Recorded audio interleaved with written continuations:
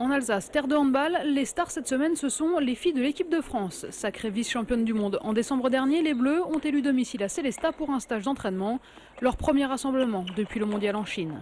Au programme, 6 jours de travail collectif, ponctués de 2 matchs amicaux contre la Roumanie. L'équipe de France repart donc en campagne avec en ligne de mire les championnats d'Europe à la fin de l'année. Ce stage en Alsace est donc studieux et il doit aussi permettre aux amateurs de hand de rencontrer leur championne.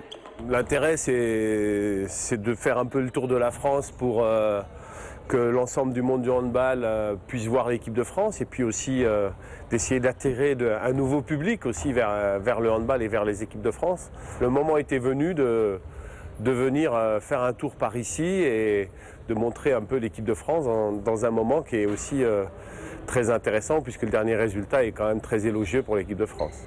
Médaillée d'argent au mondial en Chine, la jeune gardienne Cléopâtre Darleux est l'une des 3 Alsaciennes de l'équipe de France. 3 jeunes filles au passé international différent, entre jeunesse, espérance et expérience. Bien établie dans ses buts, la jeune fille originaire de Mulhouse espère bien être de l'aventure européenne cette année. À ses côtés, Alice Lévesque fait son retour pour glaner un peu de temps de jeu. Enfin, Sophie Arbrecht est de retour en bleu après une pause internationale. Formée à Wittelsheim, puis Kingersheim, la championne du monde 2003, double médaille de bronze au championnat d'Europe, jouera pour la première fois en Alsace sous le maillot bleu. C'est pas primordial, mais c'est quelque chose qui fait plaisir. C'est la première fois que ça arrive.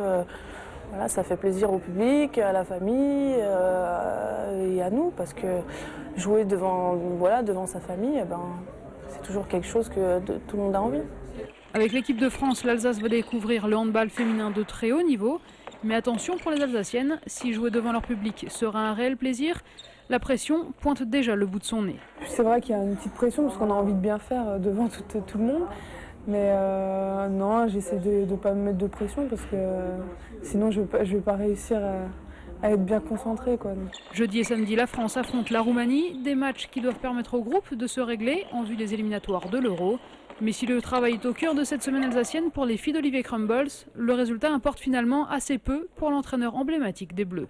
On n'a pas encore fixé d'objectif par rapport à l'événement. C'est sûr qu'on veut surtout être dans la continuité de la qualité de jeu qu'on avait au championnat du monde et puis continuer à progresser. Donc les filles ont fait 2e vice-championne du monde. Tout le monde attend d'elles, elles sont jeunes, qu'elles continuent à progresser, travailler pour pouvoir dans les années prochaines obtenir un titre. Donc j'espère que ce bon résultat a créé encore plus d'ambition chez elles et c'est surtout la qualité du jeu qui va nous préoccuper plus que le résultat. Rendez-vous jeudi soir à 19h30 au Palais des Sports de Mulhouse pour le premier match amical contre la Roumanie. La revanche aura lieu samedi au nouveau centre sportif de Sélestat à 19h.